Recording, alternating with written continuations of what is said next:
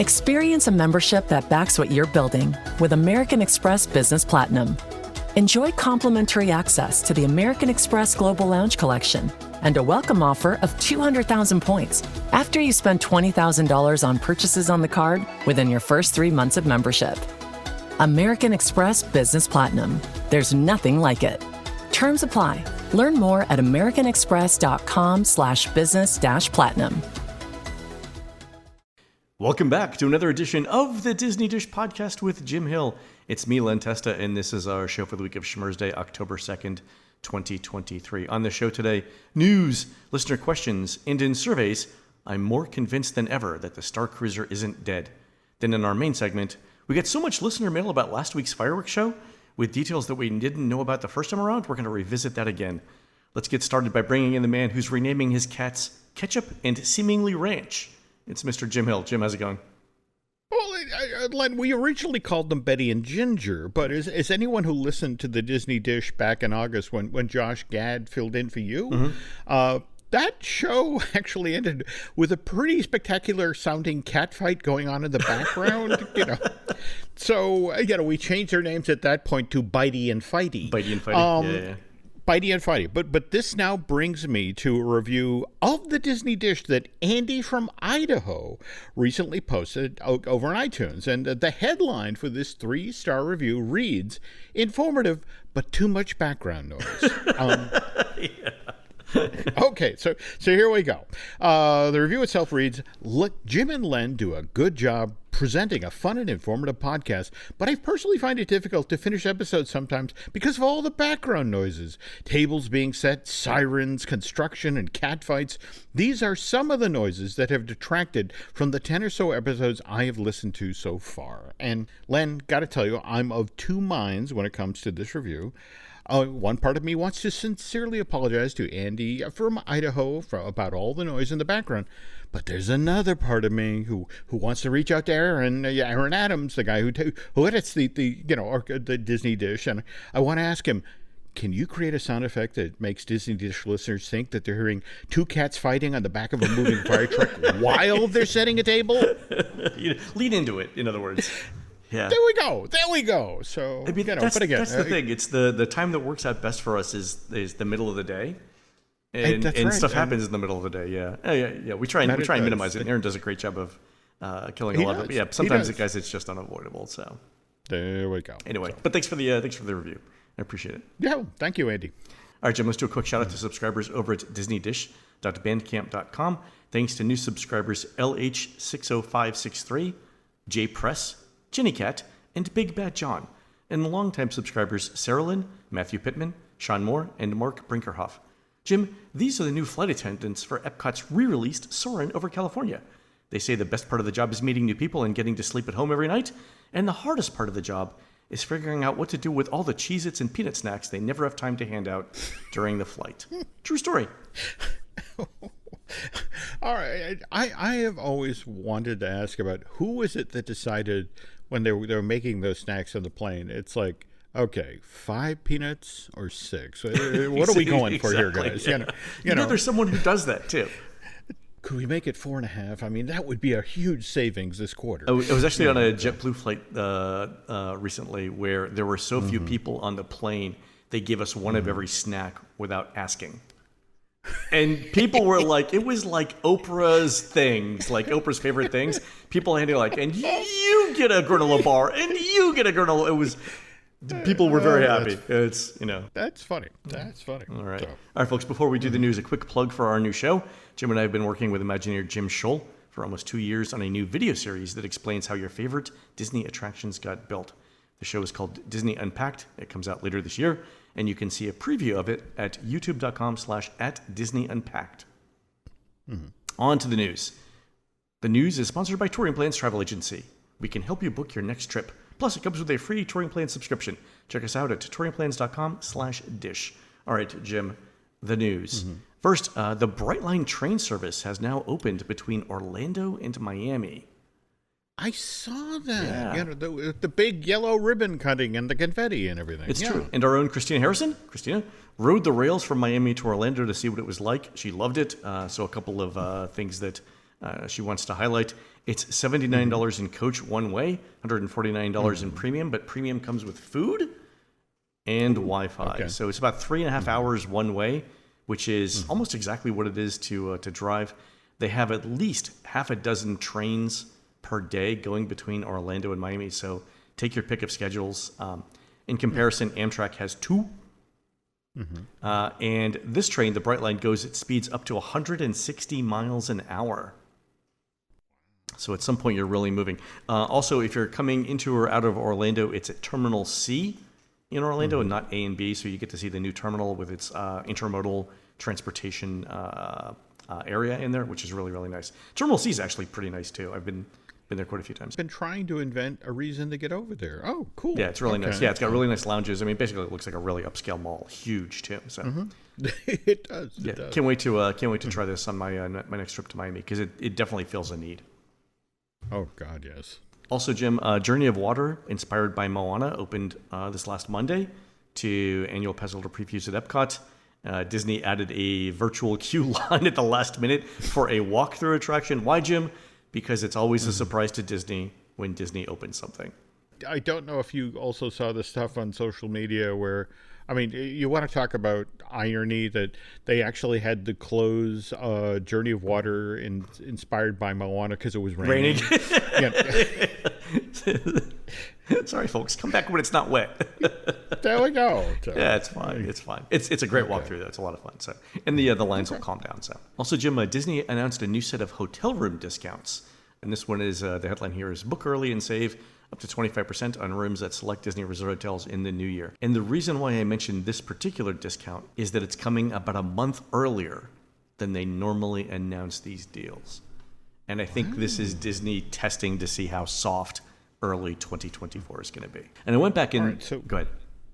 No. I just, and forgive me, your example here shows the Wilderness Lodge in the background. Is that on the pile in the list here? It is, and that's at the higher end because it's a deluxe, so you get a steeper discount on that. But the other interesting thing that I looked at here was how does this discounted price compare to the discounted price of rooms over the past decade? Like, is this a fantastic deal or not? And so I went back and looked. I only had time to look at Pop Century, but I went back and looked at the cheapest Pop Century room every year from 2013 through 2024 with the rack rates. I converted it to $2023 using inflation calculators, and then I took the maximum discount available for that. So there's a little bit of math involved here, but there are a couple of interesting things. So in $2023, the cheapest Pop Century room in 2013, so 10 years ago, cost $125. Now it's $174. So the price has gone up by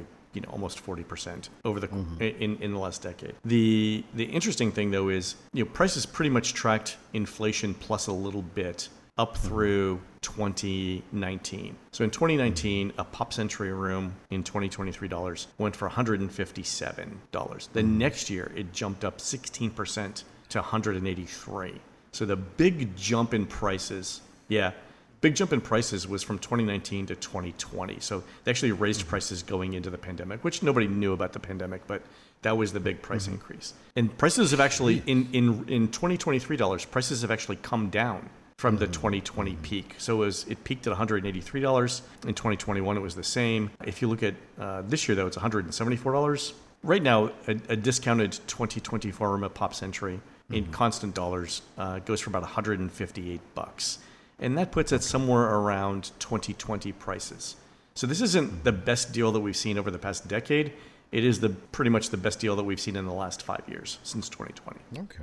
And that's right. That price jump from 2019 to 2020, had the resort been offline? Did they do a soft goods update or a hard goods? I mean, how do you justify jumping the Pop Century 16% in 1 year? Yeah, I mean, I think it was a combination of the them finishing up the room renovations and then noticing that the Skyliner makes it more popular. Oh, God, you're right. The Skyliner. Yeah. I forgot about that. Yeah. Please disregard. I'm a moron. Okay, anyway. I only remembered it when you started talking about it. But yeah, but those are the two things. Yeah.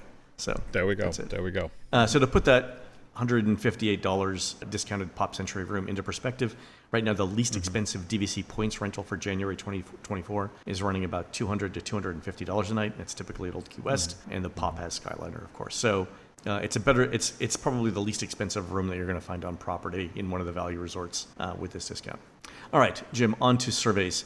On last week's show, we mentioned getting a glimpse into the in-depth surveys for the Galactic Star Cruiser. And this week, we got to talk with someone who's done one of those one-on-one surveys.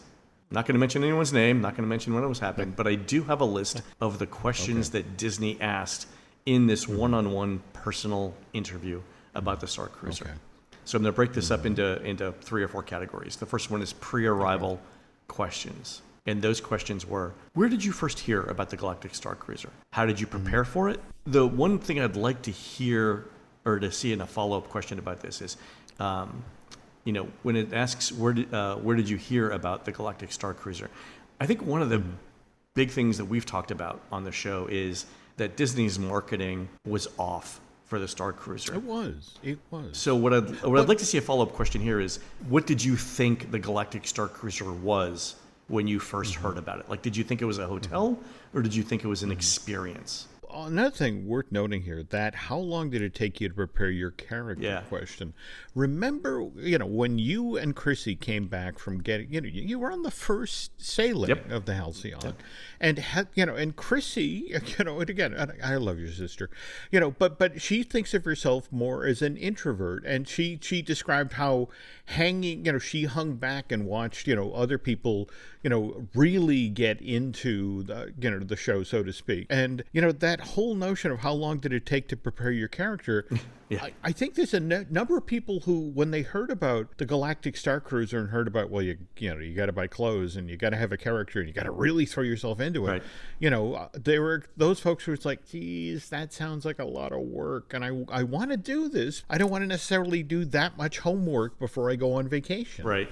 So I kind of get that. It's interesting that you mentioned the introvert thing because there's actually a question on that we're going to talk about. Oh, okay. All right. The next section of the interview dealt with things that happened while on board the Star Cruiser. And the questions were these. Which storyline were you on? And that implies actually that that you were on a Jedi path or a smuggler's path, which is kind of interesting because that's kind of like an inside baseball question right there. But the next questions, what events impacted your personal story? What did you talk about with each of the characters? What was your first interaction with each character? And then, Jim, are you an introvert or an extrovert? And so this was an interesting question to me because this would be something that I thought Disney would have known about its audience for the Star Cruiser years ago when they were first planning this. Because here was my sort of line of thought here.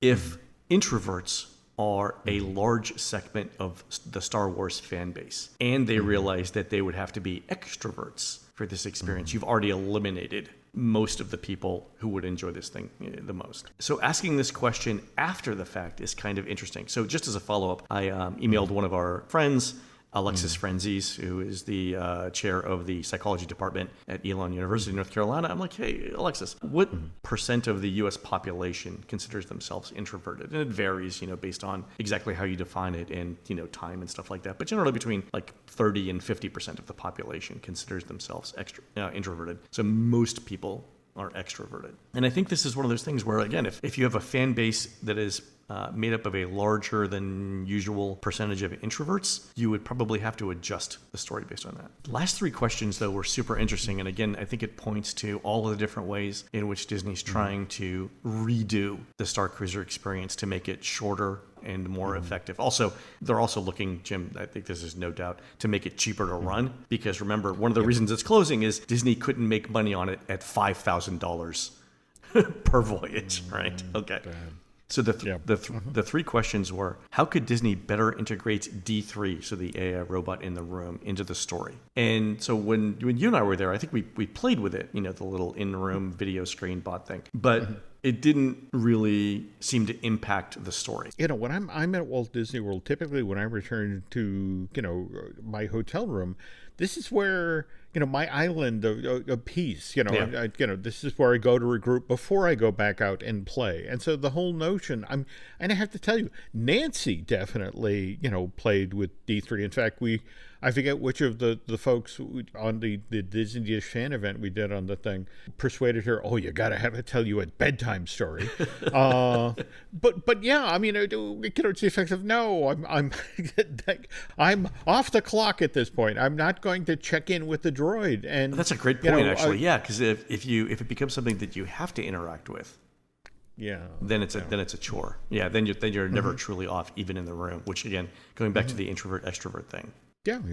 But still, the idea that they want to integrate more automated things into the story means that they're looking for ways to cut costs. Also, the next question is related. It was, how could Disney improve the interactions on the data pads to better support the story? And so one of the pieces of feedback that Disney's getting here is everyone seems to get the same activities when they're on Batuu, regardless of which story you're on. They just change the text to say, you're helping this person, we need you to do this same thing that everyone else is doing. So you may have to go examine a crate, and everyone examines the same crate, but the rationale for examining the crate is different depending on the story you're on. And I think people figure that out pretty quickly, especially if they're talking to each other on the Star Cruiser. So I think they're looking for ways here to, number one, expand the number of interactions. And again, that's also cheaper than dealing with with human beings. Number two, making it varied so that everyone doesn't do the same thing. Okay. The third question, though, Jim, and this is the last big one, do you feel like you made any impact on the story? Wow. And here's the thing that amazes me here is that is so not Disney. I mean, the way that this thing was conceived was everyone is in for the exact same adventure. Like, you can't change the ending. Remember, we talked about this. Like, I was originally going to try and, on the first Star Cruiser, stage a mutiny. Right, on the idea that if this really was a choose your own adventure game, I should be able to do that. And we quickly realized that no matter what you did, it has no impact on the story. So I wonder, by asking this question, do you feel like you made any impact on the story? Right? What are they going for there? Because it's not like they're asking, do you want to make an impact on the story? Or should you have? It's, do you feel like you did? Is that something you're supposed to walk away with? The notion of, I saved the galaxy, that... Well, I mean, and here's the thing. If they want future guests, like let's just assume here, this is going to be a one-day experience, an add-on to a park visit. For Disney to be able to allow guests to make an impact on the story means the story has to be open-ended. I don't know how and Disney is famous for control, right? I don't know how those two things mesh. The talent is very talented. Don't get me wrong. They could do it. Starting a day-long adventure where you don't know exactly where it's going to end is not something that Disney has a lot of experience with, I think. And I think that's going to be off-putting to management. Well, all right. Let me share a story that Bruce Gordon once told me about. Once upon a time, Disney was looking at doing, a one-day theme park experience where it would be limited to 1,500 guests, and that's it. That's the only number of guests that could be allowed into the park. And the whole notion was that you created moments where guests had an impact. I mean, for example, before you arrived at the park, after you bought your admission for this teeny little intimate Disney theme park experience, they sent you a light bulb. And it's the effect of, they told you to come to this warehouse, go to this corner of the warehouse at this certain time of day, and bring the light bulb. How many guests does it take to change a light bulb, Jim? Well, all right. But here's the brilliant thing they did was that so you step into the door opens, you step into this darkened warehouse, and who comes running at you out of the darkness but the Dreamfinder? Oh. And the thing is, the Dreamfinder asks, oh, good, you're here. Did you bring the light bulb? Yes, we did.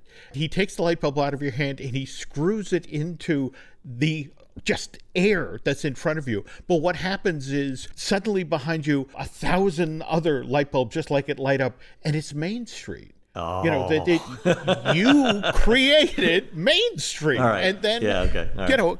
And then at the end of the night, literally, I mean, and this is after a day where you literally joined Buzz Lightyear on a Star Cruiser with Buzz piloting the ship while you fired at Zurg, or you went to Uncle Albert's, house with Mary Poppins and had tea as you floated on the ceiling and that sort of thing. And okay, yeah. The way the show ended at night was there was a lagoon space in the middle of this giant warehouse, and all 1,500 of you, this is the first time you've been together all night, and they do this amazing indoor light show, and it ends with the Dreamfinder floating out over this lagoon on a hot air balloon, and he's illuminated by the one light bulb that you brought him.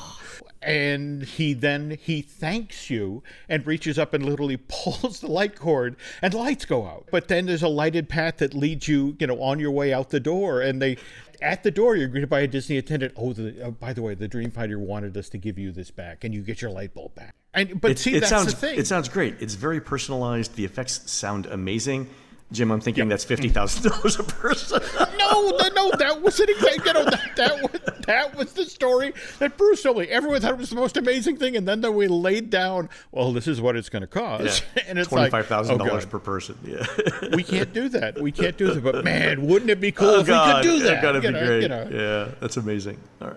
So I think based on the surveys that they're doing here, we are going to see a modified Star Cruiser experience. Okay. I think the thing, honest to God, I think the thing that changed management's mind is the reaction of people booking once they announced it was closing. There are stories here that we can't tell in public. You know what they are, Jim. Yeah. But I really think that closing it actually saved the Star Cruiser. I will give you guys one story. So Jim and I talk about things all the time, and we have stories that we can only tell long after the people involved are gone. There we go. There are many of them. Okay, and I'm going to give you one now because the Star Cruiser is closed, and this particular person, who I'm not going to name, has moved on. When I did the original journey on the Star Cruiser, I've told the story on this show of me doing a dance in front of the stormtroopers, where I said, "You guys may look like giant Q-tips, but you have the legs of a ballerina." I am casting performers for my next film in the Hank Lonely series. It's going to be a Bollywood-style musical. And I basically did the routine from Robin Williams' The Birdcage, where he does the dance where it's like, you have to fussy. One. No, it's just a wonderful bit. Wonderful bit. But you keep it on side. Okay, so I do that, right? And the stormtroopers have absolutely no idea how to respond to that. And again, remember, this is the very first voyage, so everything is new to everyone. I get done with the routine, and two things happen. One is some woman that I don't know walked up to me and said, "That was the single greatest moment of my entire life." And she was a passenger. The second thing was, because I'm an introvert, I went over to a corner to get a glass of water. And this is the story you guys haven't heard before, but I can tell it now. Okay. I'm over there drinking a glass of water, and the wall opens up. It's a door that I did not know was there. Cast member walks out from it and introduces themselves and says what they do on the Star Cruiser, which I won't give you the name or the title. But this person, the cast member, says to me, "We need your permission to show the video that we took of you doing the dance to future cast members so that they understand how people are preparing to be on the Star Cruiser." And I said, absolutely, knock yourself out. So number one, I was apparently training material for the right reasons. Cool. But then the next thing this person says is, "I understand you have 8x10 glosses of yourself. Can I have one autographed?" I was like, absolutely, here you go. Oh, what a great story. All right, so never before told. I obviously couldn't tell it when the Star Cruiser was around, but it's closed now, so that's fine. There are a couple of other ones for some very interesting Disney people that I met some other time, but anyway, that was it. Again, I think it's coming back, so super excited. All right, on to listener questions, Jim. This one's from Xavier, who says, "I'm a big fan of Disney parades, especially a parades here in Disneyland. My question is, were there any plans for the Magic Kingdom to have a new parade for the 50th anniversary?" Plans? Speaking of stories, we can't tell. Yeah. All right. Here's the deal. You got to understand that, remember, the 50th anniversary, happened, officially kicked off September 30th, 2021. And, remember that the pandemic began March of 2020. And yes, there were all sorts of plans that were in the works. But remember how Bob Iger initially handed the keys, over to Bob Chapek in like late February, early March? That's the thing. Yeah. Iger was looking over the horizon at what was going on in China. It's like, oh no, don't want to be driving the bus on this one. Yeah. Here, throw him the keys. It's yours. But at the same time, there were so many things that were about to be fabricated, that were about to be put into production, that would have arrived at the parks some 18 months later. So what we ended up getting really is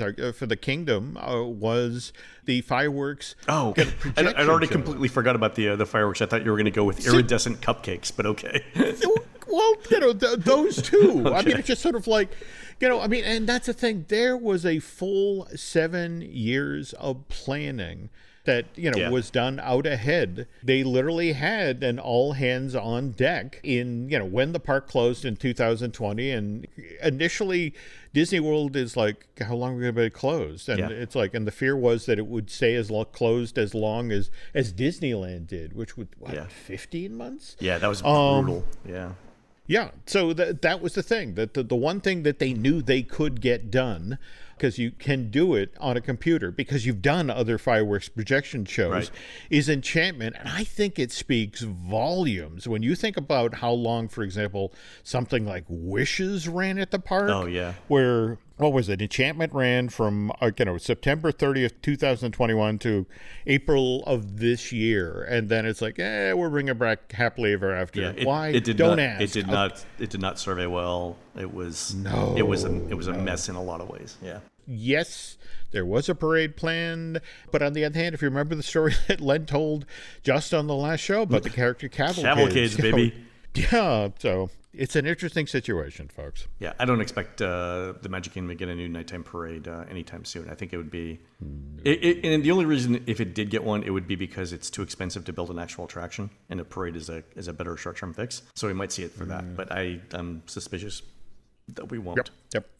Mm-hmm. All right. Here's a question from Nate. On your last show, you mentioned the idea of bringing a Rocketeer coaster to Tomorrowland. Well, I'd love to see that IP brought back anywhere. I've often imagined it adjacent to Tower of Terror in the studios.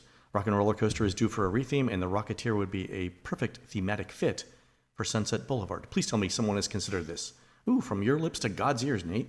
Well, I will say this much, that once upon a time, there was a plan to actually put the South Seas Dinner Club that you see in the original Rocketeer movie on Sunset Boulevard. That it was going to be this amazing dinner club experience, and part of the entertainment was going to be a moment where suddenly the Rocketeer is in the club and a fight breaks out with gangsters. And Jim, that's an excellent segue, because we got another listener question from Jason who says this. I think an interesting segment would be about rides and attractions in the park that are way more popular and successful than the underlying movie. Hint, Rocketeer. For example, everyone associates Brer Rabbit and Zippity Doo-Dah with Splash Mountain way more than with Song of the South. Similarly, at Universal, Waterworld continues to be a must-see, but that Kevin Costner film underwhelmed. What other examples are there of theme park attractions that debuted alongside or after the movie TV show, but have eclipsed in success, acclaim, and popularity? All right, so that is an excellent. It is. It's a good question. So we'll have to. So I came up with a quick list, but if anyone has any other ideas, let me know. So again, limiting it to attractions that came after the movie, so not Haunted Mansion. Pirates of the Caribbean, which Jim, you have noted, came out after Disney's earlier swashbuckling films, right? This is true. I would throw Jungle Cruise in there because we all know it came from African Queen, the Humphrey Bogart movie, but nobody under the age of 50 remembers that film. Very true. Yeah. Very true. Okay. Yeah. Mr. Toad's Wild Ride. Rock and Roller Coaster. And I put this in there because Aerosmith hasn't put out an album in decades. True. And then Okay. Same thing with Tower of Terror. Like, Twilight Zone is probably not familiar to anyone under the age of 50. Well, it's so interesting you bring that up, because think about it.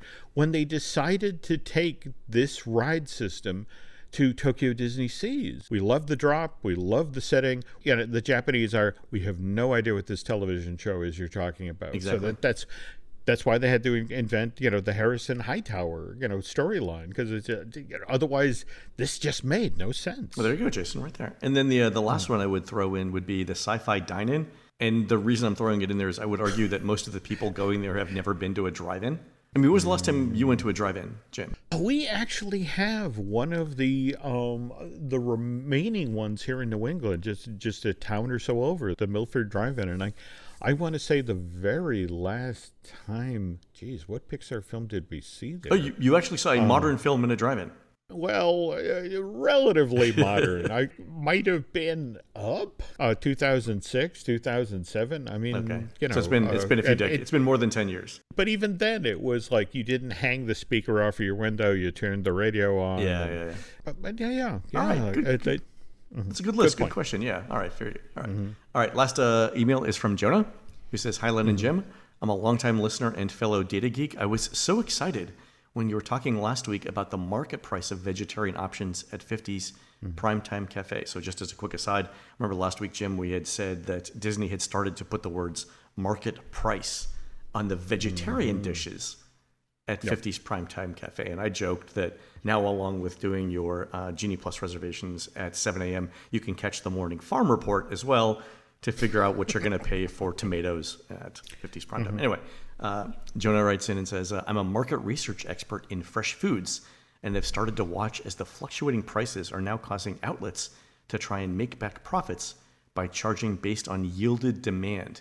While it's more popular in meat and cheese, where input costs are erratic, given that there's so many different produces being produced from all over the country and beyond, it's not that common to do market pricing in vegetables. Maybe this is where Disney's strategy, the data strategy, of being able to charge prices based on demand is another way that Disney profit centers are outsmarting us all. They have so much amazing data, and as much as I hate to pay extra, I'm kind of in awe at how they're able to use it all. Imagine if those apple orchards Jim talked about had the kind of market intel guiding their strategy." Yeah, this is true. Go with the pink ladies, not the Macintosh. Like Fuji's. Are you insane in this economy? There we go. I love it that Jonah is a market research expert in fresh foods. Like, we have all kinds of listeners who do fascinating things. It's just kind of great. I love our audience, from Andy in Idaho all the way across the barn. So, All right, folks, we're going to take a quick commercial break. When we come back, Jim continues the story of the best fireworks show ever seen in Walt Disney World. We'll be right back. This episode is brought to you by Amazon Business. We could all use more time. Amazon Business offers smart business buying solutions, so you can spend more time growing your business and less time doing the admin. I can see why they call it smart. Learn more at amazonbusiness.com. This show is sponsored by BetterHelp. We all know what's good for us, right? Eat an apple instead of grabbing a handful of Halloween candy. Or better yet, go outside, take a walk, rather than sitting there for another hour thumbing through TikTok. Unfortunately, it's at moments like this where sometimes your brain is not your friend. It makes you think of that embarrassing thing you did back in 3rd grade, or worse, something that you said at the office just today that you really wish you could take back right now, which then sets a spiral of negative thoughts and feelings in motion. Look, we've all had moments in our lives like this where your brain gets in the way. I mean, you know what you should do, what's good for you, but then you just can't bring yourself to do it. If you've experienced a moment like this where you just can't figure out what's holding you back, well, therapy can help you learn to work for yourself rather than against yourself. And look, folks, I know of what I speak here. Back in the mid-1990s, I was the poster child for self-destructive behavior. I could snatch defeat from the jaws of victory without even trying. But eventually, therapy helped me get those behaviors under control. I mean, I'm human. I still have bad days, but at least nowadays I know why I'm having a bad day. And thanks to what I learned from my therapist, I can then course correct. So if you're hankering to become a better version of yourself, take it from me, therapy helps.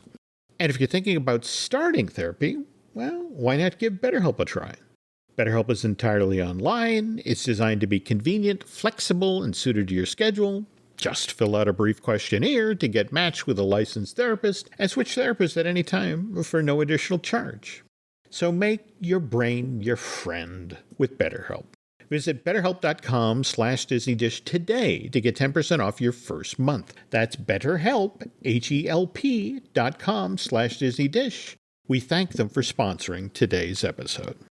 The family that vacations together stays together. At least, that was the plan. Except now, the dastardly desk clerk is saying he can't confirm your connecting rooms. Wait, what? That's right, ma'am. You have rooms 201 and 709. No, we cannot be 5 floors away from our kids. The doors have double locks. They'll be fine. When you want connecting rooms confirmed before you arrive, it matters where you stay. Welcome to Hilton. I see your connecting rooms are already confirmed.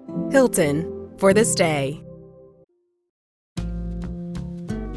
And we're back. All right, Jim, I didn't read one listener question that we got because I wanted to use it as an intro for this topic. And that listener email was from Mandy, who wrote in with a comment about last week's best fireworks show ever story. And Mandy says, this fireworks story reminded me of when I worked in the Magic Kingdom's labor department in the mid-2000s. I was in the modified duty office, where we handled cast members working with workers' compensation restrictions who couldn't perform their regular jobs. One of the many positions we had to fill was for 2 people daily to pick up live fireworks shells. And simply assigning someone to this task led to many swift injury recoveries, and we never heard from them again as they promptly returned ready to work back to their originally assigned home locations. P.S. The equity performers in entertainment were always the fastest out the door and back to their regular jobs.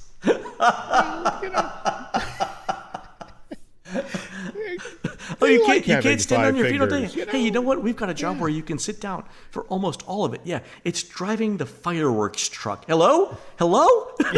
And they're gone. Hi. No. But again, this was one of many amazing emails and letters and folks reaching out with stories, again, which keyed off of how we talked about last week, the American Pyrotechnic Association celebrating their 50th anniversary of the founding of that organization by holding their annual convention on Walt Disney World property, which, again, made sense. I mean, Disney World is the world's largest user of pyrotechnic materials, so they supposedly closed out this event with the most spectacular fireworks display ever presented on property. But given, we were just talking about the wonderful audience we have here for Disney Dish, so it's really not a surprise that a few of you were actually on property back in September of 1998, and you witnessed this dazzling display in person. So jealous. I'm so jealous right now. So again, given these stories too good to share, we're going to punt the Peter Pan feature we were going to do for this week. We'll discuss that Fantasyland favorite next week. But first, let's start with Brandon Holst's recollection of that night's events. Right. So it says, gentlemen, longtime listener, first-time writer.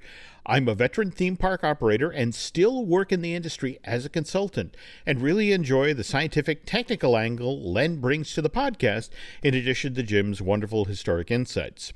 I particularly enjoyed this week's feature on Rockin' Rockets event from 1998. That year, I was a guest service manager in monorail operations at Walt Disney World, and since I was the new guy, I was assigned to be the monorail liaison for this event, and we had to park all trains inside stations while the pyrotechnics were going off, just in case of a stray shell careening into the beam. That's true. All right. And then after the show concluded, the maintenance team then drove the tractors around the beamway to inspect for damages before we could then give the all clear and restart the monorail system. Good point. So. Yep.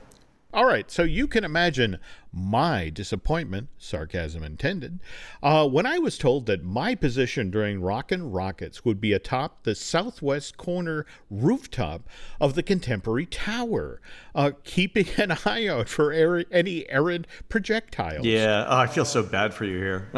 Yeah, Thanks, tough Brandon. gig. Yeah. So he got to watch Kenny Loggins' set from the absolute best seat in the house for that show. And it said, definitely a highlight of my Disney career. 25 years has clouded my memory somewhat. However, it's my recollection that the second night event was canceled due to a tropical storm that was headed our way. In fact, I think they had to strike the stage that night as soon as the last show exploded. Wow. Okay. So they really got this in under the wire. They did. They did. And thank you, by the way, Brandon, for your insider's account of that night's events. But as for the second night of Rockin' Rockets being canceled due to a tropical storm, this is what friend of the show, BioReconstruct, remembers. Oh. And he says, gosh, I'm pretty sure that Rockin' Rockets back in 1998 was only one night, with the second night being canceled due to a nearby hurricane and the approaching wind field. And okay, so here's the interesting thing. 2 nights worth of show and fireworks got rolled into one. Yeah, so it was already going to be spectacular over 2 nights, and then they put everything into one. Oh, my God. I would love to know what it would cost in today's dollars to recreate this. Like, even if it's possible. Because, again, you'd have to shut down the monorail. You'd have to reserve the contemporary. I mean, you have to reserve the contemporary. So much stuff would have to happen. I don't even know that Disney would agree to this anymore. Back to BioReconstruct's memory of the show. It said, I watched Rockin' Rockets from the top of the Contemporary after dinner at the California Grill, and it was bizarre to see my word. Roller Coaster Rabbit was the second of 3 Roger Rabbit shorts that were created for theatrical release. And what was especially cool about Roller Coaster Rabbit is that it was animated by the team at Walt Disney Feature Animation Florida, and that this particular Roger Rabbit short went out into cinemas June of 1990, attached to all of the prints Disney made for Dick Tracy. But all right, back to what? Go ahead. Sorry, go ahead. And anyway, back to BioReconstruct's memory of the night. It was bizarre to see my work for Roller Coaster Rabbit up on the big screen, which was offered during intermission for Disney Rockin' Rockets. So, did you know that BioReconstruct worked in animation before this? I sort of alluded to it. I mean, again, that BioReconstruct is a man of mystery. He does so many things. It's true. He does, and to this day, I don't know if it's a helicopter or a dirigible. I mean, how he's getting those shots. I just assumed he flew like Superman. I didn't know that there was. Wow. Yeah. Well, there we go. All right. So. But again, when you think about, again, BioReconstruct, our eye in the sky, what's so cool about him getting to experience rock and roller coaster from the California Grill? Yeah. He's the eye in the sky, and he has pictures of them. He has pictures. In fact, if you go to BioReconstruct Twitter X, his feed on that platform for September 26th of this year, you can only see some images of some of the more spectacular shells that were fired off that evening. You can also see the elaborate, albeit temporary, huge physical plant that Disney built right across the street from the Contemporary to stage this show. And this was the interesting thing to me, because when I was looking at Bio's photos, I knew that they were inside the California Grill, but for the life of me, I couldn't figure out where inside the California Grill, because none of it looked familiar. And again, it's been 25 years, but also because they had so much special stuff set up, it was hard to figure out exactly where you were in relationship to the park. It was amazing. Great photos too. Killer stuff. Now, speaking of which, though, he describes, this event that's being held up in the California Grill in conjunction with Rockin' Rockets. Is I did the California Grill dining event for Rockin' Rockets. It was great. They had us enter the kitchen to get our food. We bumped into the cooks at their stations as they prepared our food to order right at the stove at times. And I have to ask, you have been to all sorts of dining events at Disney, and remember, this is 1998. Yeah. The California Grill actually opened in May of 1995. Have you ever done an event like that where you went into the kitchen? I mean, an official Disney event where you go? No. I mean, for one thing, there's so much liability with guests walking. I mean, there's boiling stuff. There's stuff on fire. There's sharp knives. Everything's wet. Yeah. I've been in a Disney kitchen during service, but not as part of an event. Yep. And again, at some point, we're going to have to tell Your great story from the open of Mission Space and the soup. Oh my God, the soup story. So, back to the Rockin' Rockets and what Bio mentioned earlier about the second evening of Rockin' Rockets being canceled due to a tropical storm. Well, he's not wrong. Hurricane Georges had formed out in the far eastern Atlantic back on September 5th, 1998. Forecasters watching this thing as it gathered strength, moving to the northwest and passing over first Puerto Rico and then hitting eastern Cuba. And so 1 week later, it's a Category 2, extremely dangerous winds, reaching a speed of 110 miles an hour. And now, mind you, Georges is just going to graze Florida. It would make landfall in Key West and then veer off into the Gulf of Mexico. But the wind field for this thing, Len, was so huge it reached all the way up to Tallahassee. And it was the entire state of Florida.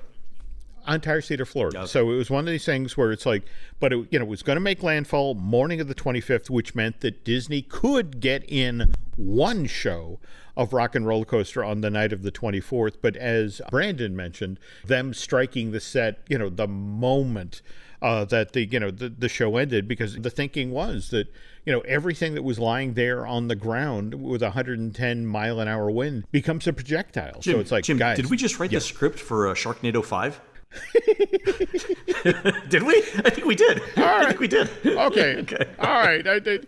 Slight modification of my usual spiel here. That check goes to Len Testa and Jim Hill, damn it. I'm getting my chunks. Okay. So, anyway, now, this is where it gets interesting. We have what was supposed to be a 2-night event, a 50th anniversary convention for the American Pyrotechnic Association, gets crammed into a 1-night event.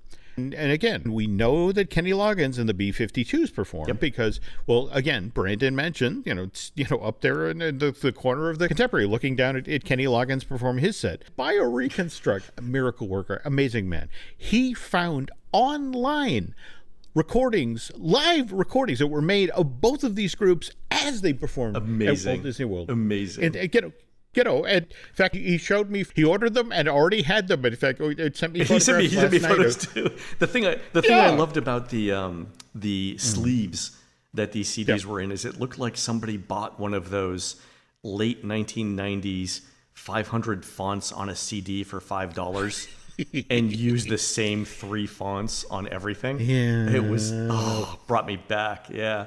That was the time when, yes, I do have that recording. Hang on, let me fire up my printer. Anyway, this brings us to the other group that was supposed to perform at Disney's Rockin' Rockets, 10,000 Maniacs. I know. And this is the thing, I can't find any proof that they hit the stage on September 24th. So could it be the 10,000 Maniacs who were supposed to perform the night of the 25th, the event that got canceled? Ooh, that seems likely, yeah. Well, the other thing that's kind of an interesting bend in the story, and again, this comes from BioReconstruct, who actually listened to the B-52 CD, and, the one that was supposed to recorded live at Rockin' Rockets, and what he noticed is it sounds like the B-52s were recorded indoors. As part of the band's chit-chat between songs, the B-52s supposedly apologized to the audience for the fireworks display getting canceled. So it's like, so maybe they performed on the second night. Well, or maybe, remember, the folks are still there for the convention. Maybe they just had the band perform somewhere indoors, and it's like, we're sorry you can't have the fireworks show, but we're here, and we're happy to entertain you. Interesting. Anyway, but again, still other interesting questions associated with Rockin' Rockets. This note from Jin Nepley, and he says, "Gentlemen, I vividly remember seeing a fireworks show from the beach at Wilderness Lodge being launched from the Contemporary, apparently part of some pyrotechnic convention. The joke between my wife and I was that the vendors didn't want to pack anything up and take it home with them, so instead they launched it all. So it was impressive and memorable, but problem is, we didn't visit Walt Disney World in 1998. We were at Disneyland that year. So did those conventions, and by extension those shows, happen later, like, say, 2007? So, Jim, you're just 1 year off. The American Pyrotechnic Association returned to Walt Disney World in September of 2008 to celebrate the 60th anniversary of the founding of that organization. And over the course of that event, Len, they staged 3 different never-to-be-forgotten fireworks displays on property. Show number 1 was over the actual Lake Buena Vista along the waterfront at downtown Disney. The shells that were used in this presentation were provided by the Parenti Fireworks Company. Oh, from Italy. From Malera, Italy. There we go. And this one was presented on the night of September 18th, 2008. Show number 2 was fired off along the shores of Fort Wilderness. Shows for that presentation were provided by Pyrotechnico of Newcastle, Pennsylvania. And that show was presented on the 19th. And then show number 3, the grand finale of the 60th anniversary of the American Pyrotechnics Association. That was presented right where Rockin' Rockets was staged, on the lawn across from the Contemporary. Shells were fired off from 24 different locations around the hotel. The show was entitled Welcome to Our World and featured music from Animal Kingdom theme park as well as the movie and stage version of Disney's Lion King. Wow. And this presentation was supposed to be the largest fireworks show ever to be presented on Walt Disney World property. And which, remember, given the show we talked about on last week's show, the bicentennial presentation inside of the Magic Kingdom, where thousands of shells were fired off each night of that 4-day-long event. This was bigger than that.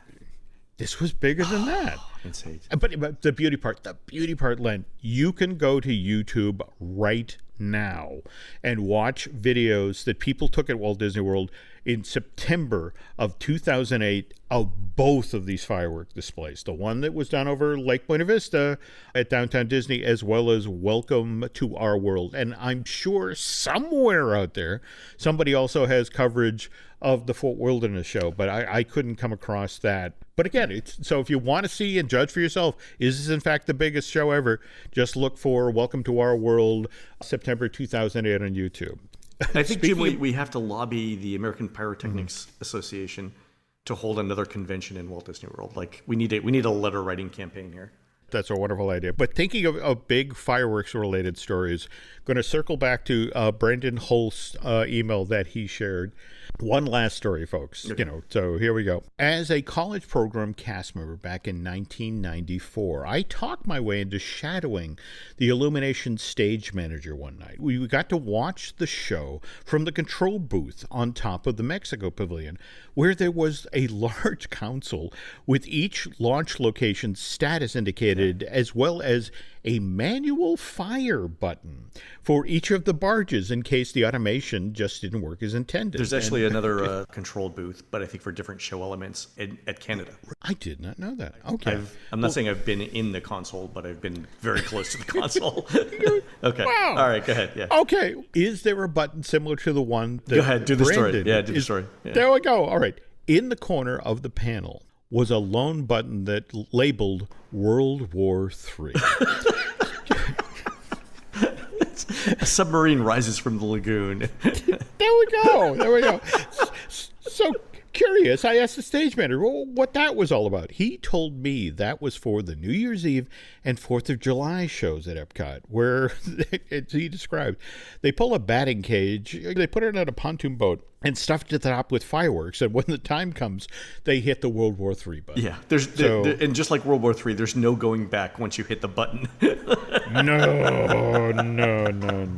So yeah, one of the things I miss is the holiday tag on the Epcot fireworks, because if you guys have ever experienced it, it does two things. One is it lights up the sky like it's daylight, but at night. But number two, it's one of those rare times where you can actually feel the ground shake underneath you from fireworks, and it's just like your chest is beating from the fireworks. It's just it's very loud. It's very physical. It's a lot of fun. Yeah, I kind of miss that. No, absolutely. That and face it, that sort of visceral thing is why we love fireworks. Yeah, but anyway, just thank you to everyone who reached out this week and shared these amazing stories about Disney's Rockin' Rockets, as well as other behind-the-scenes aspects of the Walt Disney World Resort. And again, next week, as promised, we're going to take a close look at the park's Peter Pan flight attraction. Definitely. So, great story, Jim. Thanks for everybody for sending everything in. It was these were really great letters this week. Yeah, no. Really enjoyed them. All right, folks, that's going to do it for the show today. You can help support our show and at Jim Hill Media by subscribing over at disneydish.bandcamp.com, where you'll find exclusive shows never before heard on iTunes. On next week's show, we're going to do that history of Peter Pan's flight, one of the few attractions to appear in almost every Disney resort around the world. You can find more of Jim at jimhillmedia.com and more of me, Len, at touringplans.com. Also, Jim and I are going to be doing a live podcast from the Theme Park Play Workshop at MIT's Game Lab around 7 p.m. on Thursday, November 9th, 2023. And the general public, that's you, is invited, and we'll have more details shortly. I cannot understand why MIT has lowered I already have standards. an opening line, which I'm not going to share for the podcast. I started writing the script. Anyway. Okay. We're produced fabulously by Aaron Adams, who'll be serving up Nona Adams' world-famous pistachio cannoli. The secret ingredient is love, at the Shrewsbury Street Italian Heritage Parade this coming Sunday, October 8th, 2023, starting at noon on Shrewsbury Street in beautiful downtown Worcester, Massachusetts. While Aaron's doing that, please go into iTunes and rate our show and tell us what you'd like to hear next. For Jim, this is Len. We will see you on the next show.